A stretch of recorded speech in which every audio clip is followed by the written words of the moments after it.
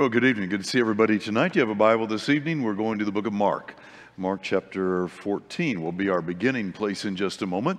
And while you're opening your Bible and getting settled there, we welcome all of you. Thanks so much for being with us on this rainy Sunday afternoon. Delighted that we can share a period of time together in study of the Bible and in worship of our good God. If you're visiting with us this afternoon, welcome. We're happy you've come our way.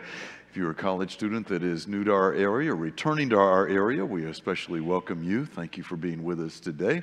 And if you're a mom and dad bringing and dropping off a college student, we welcome you. We know that's kind of an emotional time for you, but we're glad that you can have that experience with your kids, and glad that you can be with us tonight. And we welcome all who are with us via live stream tonight. We have a lot of our members who have contacted us this week and told us that they're going to be via live stream today because of kind of the surge in COVID in Florida, and we certainly understand that, and we pray that all will be kept very, very safe.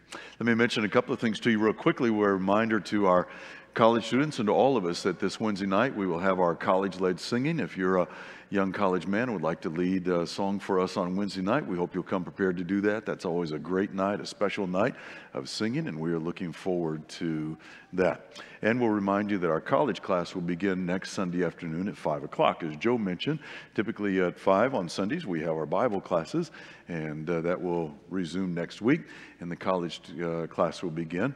Jonathan Banning, who preached this morning, my co-worker here at Temple Terrace, one of my co-workers, will be teaching that class, and that was always a good experience as well. And we're happy today to welcome Carson Crow with us. We mentioned Carson in the family report this morning, and Carson begins his work with us as an intern in our preacher training program, and we are looking forward to working with Carson, and glad to have he and Lauren sitting by him there with us, and we look forward to that work and time together. This morning in the communion meditation, I talked about our memories and how it's easier as you get older that you forget things that you typically wouldn't forget. And lo and behold, less than an hour later, I am standing all the way in the back of the building, and my name is on the screen for the closing announcements, which I had completely forgotten. And so I appreciate Brian covering for me so well. What I did not realize when I saw that name go up, I did not realize that I can actually move as fast as I can. I think I have an Olympic gold medal coming my way, actually. And thankfully, when I got to the back, Brian was already up here. And so I forgot that.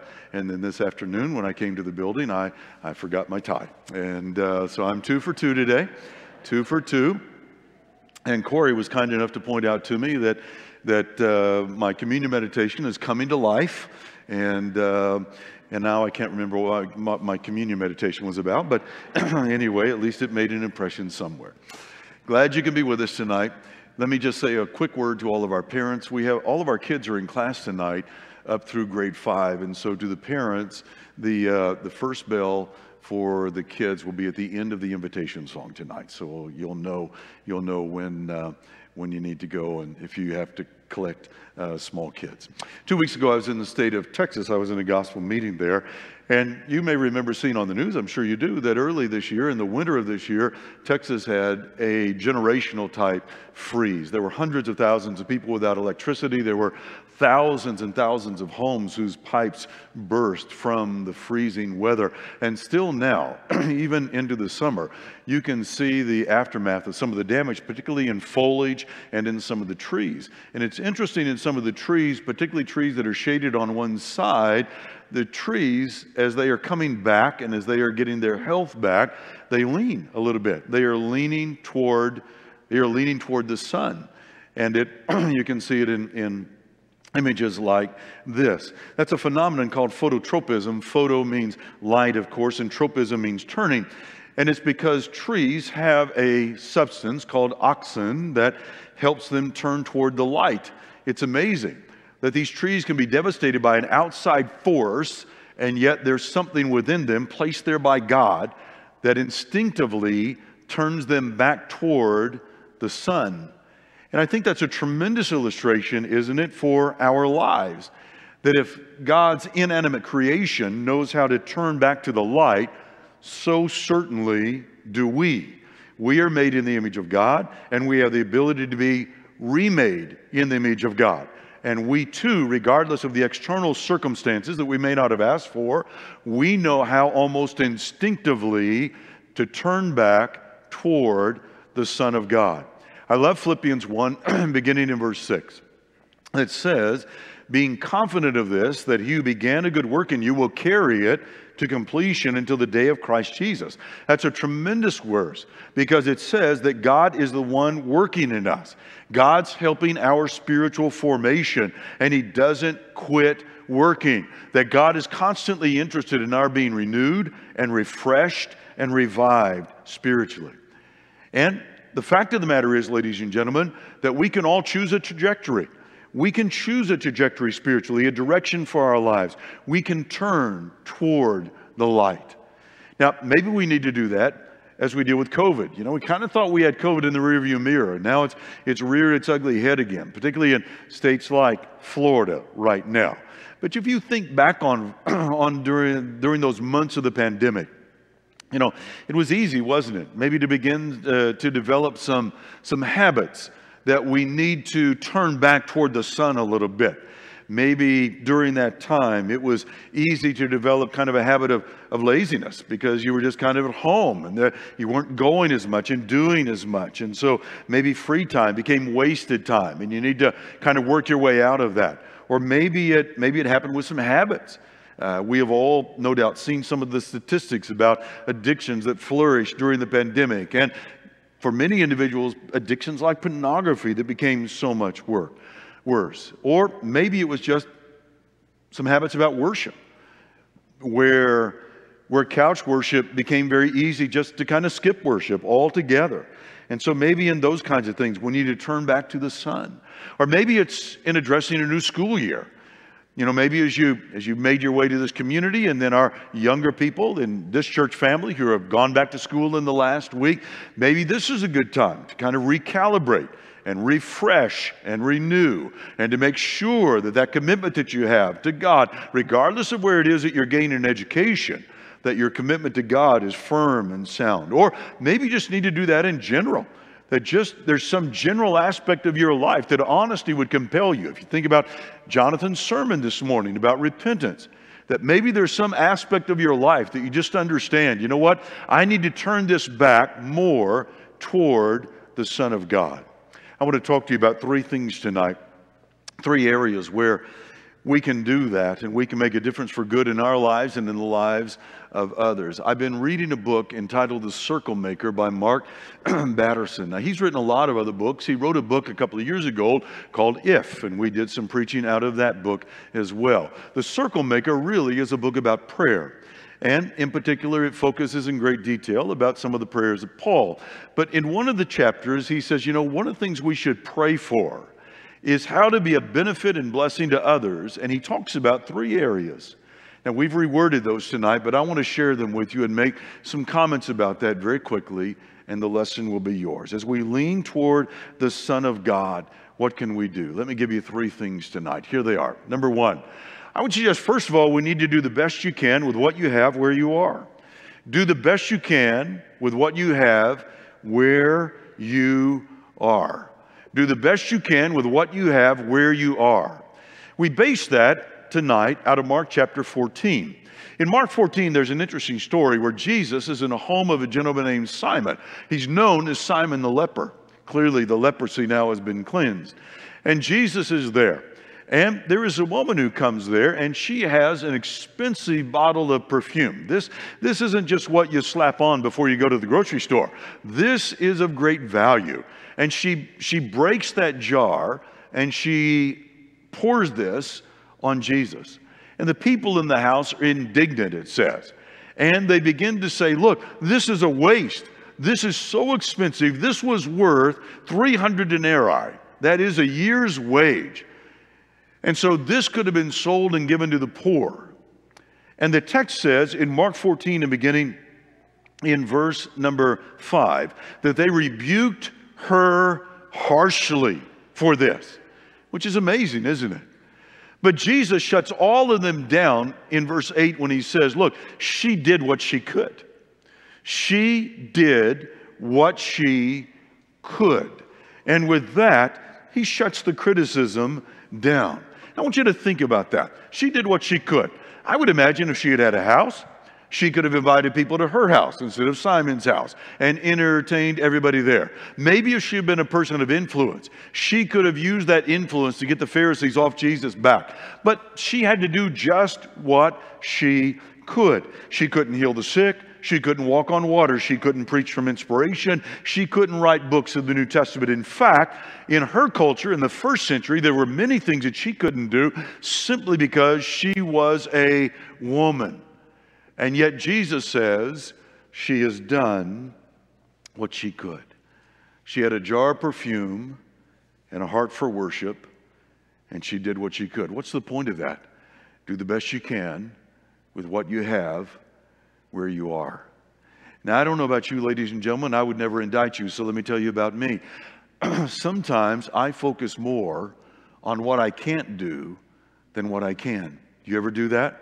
Do you ever focus more on what you can't do than what you can do?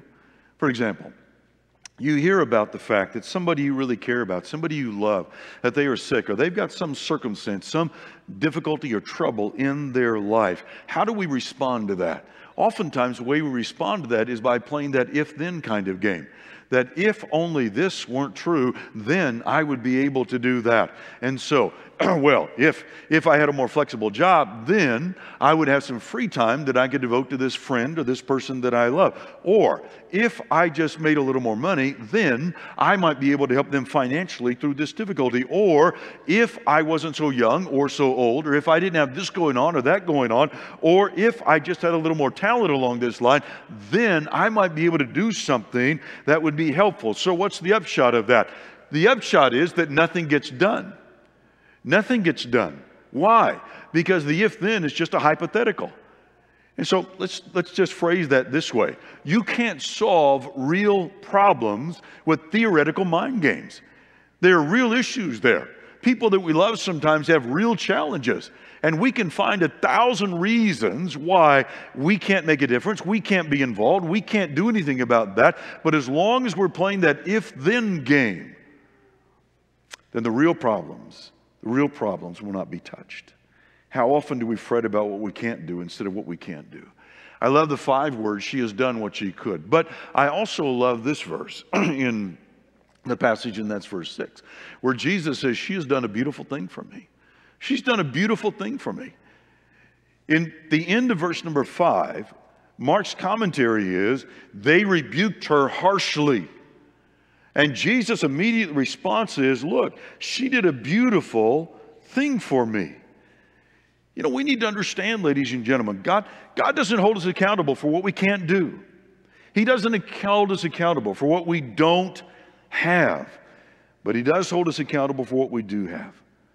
Whatever time, whatever resources, whatever opportunities, whatever talents. So, maybe you're a student here. And the thought of going back to school doesn't excite you very much. Maybe last year wasn't very good. Maybe your last semester wasn't very good. Maybe you're not anticipating that with a lot of excitement. But I got to tell you, here's the deal. Do the best you can with what you have where you are. That's all God expects of you. I mean, maybe you're a full-grown adult in here. And maybe like me, you've got some mileage on you. And so tomorrow's a work day. But maybe it's a work day that you're not looking forward to because you really don't care for what you do much anymore, and you don't really care for the job anymore. But you know, the reality is we've got responsibilities, we've got obligations, and maybe you've made a commitment, maybe you've signed a contract, and so that's you now. So what do you do with that? Do the best you can with what you have where you are. That's all God asks of us. Do the best you can with what you have where you are. That's number 1. Here's number 2. Number 2, help people maximize their God-given potential. That's a great thing to pray about. Wouldn't it be great if we prayed every day, God, help me today to help somebody that I love, care about, somebody in my circle of life. I want to help them today to be spiritually richer and better and deeper. I want to help them reach their potential. Now, here's what we're talking about. We're talking about people that you're close to. We're talking about family. We're talking about close friends. We're talking about your church family. And we're saying with those individuals, one of the greatest things we could ever pray about and then act upon is helping them maximize their God-given potential. Here's the deal. Everybody you know is on some kind of a spiritual trajectory. They have good days and bad days. They have days of victory and they have days of defeat. It's true for you and me and everybody else. The people that you know and love the most are like that. They have good days, bad days, days of victory and days of defeat. So what would it be like? Here's what I'm asking. What would it be like if tomorrow you purposefully, intentionally determined that for your part, the people closest to you would know God better because of you? Do you have a Bible tonight? I want you to go with me to the book of Ephesians, chapter 1. Ephesians chapter 1. Now, the book of Ephesians is this marvelous treatise that begins with the longest prayer in your New Testament. And in Ephesians 1, I want you to notice some of the way that Paul prays here. In Ephesians 1, and beginning in verse 15, he says, "For this reason, since I heard of your faith in the Lord Jesus and your love for all the saints, I've never stopped giving thanks for you. I remember you in my prayers." And look at verse 17 carefully. "I keep asking that the God of our Lord Jesus Christ, our glorious Father, that he may give you the spirit of wisdom and revelation so that you may know him better. I pray also that the eyes of your heart may be enlightened, in order that you may know the hope to which he has called you, the riches of his glorious inheritance in the saints." Let's stop there for just a second. I want you to notice those terms that Paul uses. Did you catch that when you read beginning in verse 17? I keep asking God, he says, to give you the spirit of wisdom and revelation so that you can know him better, that the eyes of your heart may be enlightened, in order that you may know the hope to which he has called you. Let me tell you two things about the way Paul prays. Number one, I don't pray like that. I should pray like that. Every time I teach the course, the class on prayer and talk about the prayers of Paul, I am convicted of the fact that I don't pray like Paul does. My prayers do not sound like his. His are so much more spiritual than mine. I should pray like that, but often I do not pray like that. Here's the second thing. He's not praying for himself. He's praying for others. Did you notice that? I mean, it's one thing to say, God, I want you to open the eyes of my heart so that I can be enlightened, and give me a spirit of wisdom so that I can grasp the dimension of your power. That's one thing to pray that for yourself, but it's another matter altogether to pray that for someone else. When was the last time, ladies and gentlemen, that you prayed to God and said, God, here it is. I'm praying that you will give my child, that you will give my spouse, that you will give my best friend, that you will give our elders, that you will give them the spirit of wisdom and revelation, that they will know you better and deeper than they ever have, and that they will embrace the hope that you've given us more than they ever have in the past. What's Paul trying to do in all that? Well, I think he's trying to unlock the spiritual potential of the people that he loves the most. Let me say that again. I think he's trying to unlock the spiritual potential of the people that he loves the most. He did that. You can do that. I can do that. It begins by recognizing what individuals' spiritual strengths are. And so for your child, or for your mate, or for your best friend, or for somebody in this church family to whom you're particularly close, or for the person by whom you've worked for years and you really do love and appreciate and admire them, what are their strengths? What are their strengths? Are they encouragers? Are they teachers? Are they leaders? Are they people who flourish behind the scenes? What can you do to help that? In Romans 1 and verse 11, Paul said to the Romans, I long to see you, that I may impart to you some spiritual gift, so that you may be established. I love that verse. I love that verse because Paul's saying, look, here's why I want to come and see you. It's not so we can have a great time. It's not so we can just shoot the breeze, so that we can hang out a little bit, so that we can enjoy some fun and games. All that might be nice. But he says, look, I want to come and see you because I want to help you be better spiritually. Now, I know I know that we can't impart spiritual gifts one to another. I understand that. But I tell you what we can do. We can help people maximize their God-given potential. Wouldn't it be great, ladies and gentlemen? Wouldn't it be great if 5 years from now, somebody reached out to you? Somebody reached out to you and they wrote you or they called you and they said, look, I just want you to know that I know God better because of you. Wouldn't it be great if somebody reached out to you in 5 years and said, you know what? I am spiritually better and it's because of you. It doesn't happen by accident. And that happens because we are intentionally, purposefully trying to help people reach their potential. I want to take a little side trip real quickly, if I may. Sometimes, ladies and gentlemen, and I want to say this particularly to our young people, to our middle school and high school students who are in this room, and to our college students, sometimes if we could take a step back from what we've just talked about, let's just put a peg right there, and we're going to back up a little bit now. If we were to back up from that, sometimes what we need to do is just help people survive the day. Is just help people survive the day. And I'm talking to our students now. You know, sometimes, at the very least, the thing that can mean the most is to just be kind. You know, our middle school and high school students, often many of you will go to a setting that your values really aren't appreciated very much. But the one thing you can do is you can be kind. And for our middle school and high school students and our college students who go to school in an environment where our values are appreciated and taught, there are those who very much need you to be kind to them. Because there are always going to be, in those circumstances, in every school, there are going to be people who feel out of place. They feel like they don't fit. They feel like they just don't belong. And they need somebody just to be kind to them, to reach out to them, to show them some concern.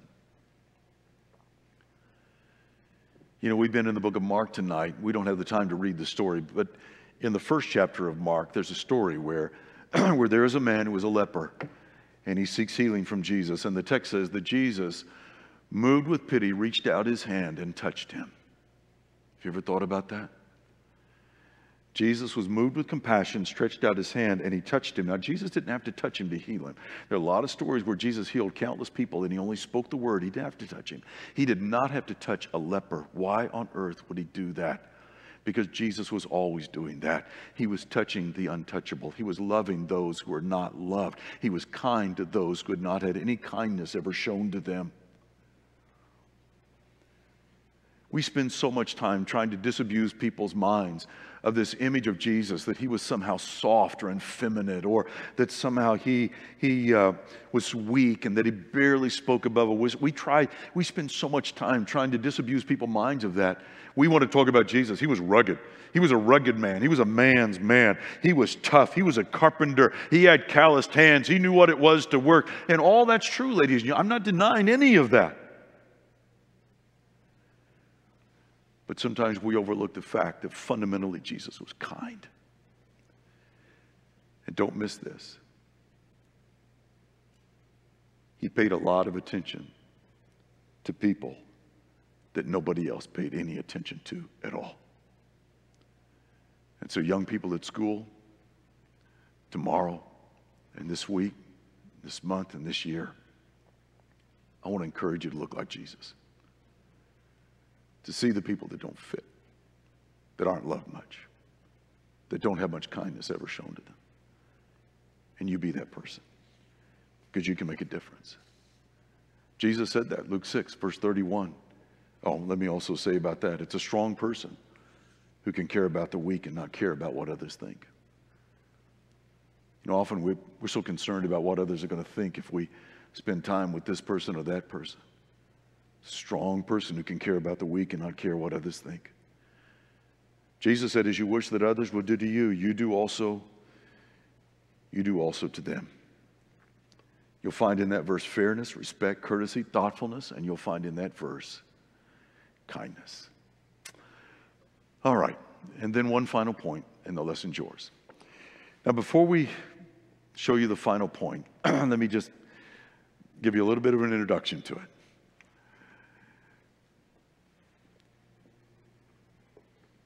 I had occasion 2 years ago at the leadership dinner for Florida College. I had the occasion to sit next to Archie Manning. Now, for most of the young people here, you don't know who that is, but he is Peyton Manning's and Eli Manning's dad. But he was just a superstar quarterback in his own right. And at the leadership, I sat right next to him. And so after I got finished making all the introductions and everything, I hadn't met him or anything yet.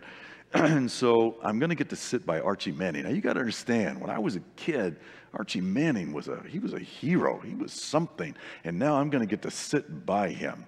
And so my great thought was, as it would be for most of us, if you're going to sit by somebody who's kind of important to you, first of all, I wanted to make a good first impression. And secondly, I didn't want to say anything stupid that would embarrass myself. And so I sit down by him and I introduce myself and we began to talk a little bit, and I said, well, Mr. Manning, and he said, Don. He said, please, just call me Archie. And I wanted to look around at everybody and say, he said I could call him Archie. Yeah, we're friends. Yeah, we're cool.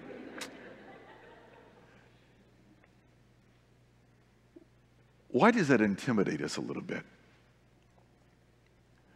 When we're around someone that we believe is important. Or if we bring it down a little closer to where we live, why is it that things like likes and followers and retweets on social media, why do those things matter so much to so many? Well, I think, we all want people to recognize us. We all want people in some way to appreciate us and value us and honor us and esteem us and tell us that we matter. But it's amazing, ladies and gentlemen, that sometimes we can spend time hoping the people that we barely know will be able to satisfy our deep craving to be loved and valued. So here's point number 3. First, be a hero in your house. And maybe what I should have said there is be a hero in your life. Be a hero in your house. That is, to the people to whom you are the closest. And here's what I mean by that. We ought to live the kind of life so that the people who are close to you are the ones who think the most of you. Live in such a way that the people that are close to you are the ones who think the most of you. And what I mean by that, if we bring it down even more, is live the kind of life so that your mate and your kids and your best friends in life, that those who know you the best, that they are the ones who respect you the very most. Now, yes, I understand, and I know some of you are thinking this already, and so let me just put this on the table. I know that we are to have a more broad-based influence in that. I understand that. I know that Jesus said, look, let your light so shine among men they can see your good works and glorify your Father. And I know that Paul said that we're to be blameless and harmless children of God in the without blemish in the midst of a crooked and perverse, among whom you shine. We're to be lights in the world. And so I understand that we're to have a more broad-based influence in that. But I'm saying first, ladies and gentlemen, first, make sure that you live your life in such a way that those who know you best love you most and esteem you highest. I mean, fast forward to your funeral for a minute. Oh, there's a happy thought. Fast forward to your funeral for a minute. Would you rather have at your funeral 100 people saying generic things about you because they really didn't know you very well? Or would you rather have 3 people saying amazing things about you because they knew you inside and out, through and loved you? See, that's the way the Apostle Paul, we talked about the book of Ephesians a moment ago in Ephesians 1. You know, you're good Bible students, the book of Ephesians divided in 2 parts. You got that wonderful systematic theology in chapters 1, 2, and 3, and then you've got those wonderful applications in chapters 4 and 5 and 6. And the second half in the application, he talks about this. Be a hero where it matters. He talks about our home life with our spouse and kids. He talks about our work life with our boss and our fellow workers. He talks about our church life with our brothers and sisters, with our brethren. And the point that Paul makes in that is that those are the relationships that we need to pursue. That's what matters. And so let me ask you tonight, ladies and gentlemen, what would your life look like if you stopped chasing and started planting? If we stopped chasing stuff like likes and followers and retweets and the approval from people that we really don't know very well. Again, we want to be a good example to everybody. I understand that. We want to be a good influence to everybody. I'm not denying that. But I'm saying to you, what if we really focused on making a difference, as we said a moment ago, in helping the people closest to us maximize their spiritual potential, and if we made a difference in planting in people's lives like that? We want to make a difference for good. Well, everybody may not understand that, Don. I may get criticized for doing that. Yep, you may. That's true. I'm teaching a class this quarter entitled The Solomon Secrets. It's based on life principles from the book of Proverbs. This past Wednesday night, we talked about, the lesson's title was, Listen to the Voices in Your Life. And the fact of the matter is that Solomon says a lot about that everybody is going to have some criticism in life. Everybody's going to get a little reproof in life. Everybody's going to get some discipline, verbal discipline in life. What do you do with that? Well, Solomon said, you listen, and you learn, and you apply, and then you move on. But always remember, ladies and gentlemen, that criticism from those who know you least pales in comparison to love from those who know you best. And so again, be a hero in your house. Be a hero where you do life. At your home, school, work, with your best friends. Again, what if we stopped chasing approval and started planting really good things in the lives of others? So you want to pray in the morning about making a difference tomorrow? Pray that God will help you do the best with what you have where you are. Pray that you will be the instrument that will help people maximize their spiritual, God-given potential. And first, make sure that you're a hero where you live in those relationships. Thank you for listening so wonderfully well tonight. I appreciate that more than I can say. But all of that, of course, begins with God and begins with a right relationship with God, the very avenue of prayer with God, so that Jesus can mediate for us with God, begins by being right with Him. And so maybe this is a good time. We talked at the beginning about refreshing and renewal and revitalization. Maybe this is the night that you need to be able to do exactly what Paul said in Romans 6 and rise to walk in newness of life from the waters of baptism. Or maybe you need to come home to your Father. In either case, this invitation's for you. Let's stand and let's sing.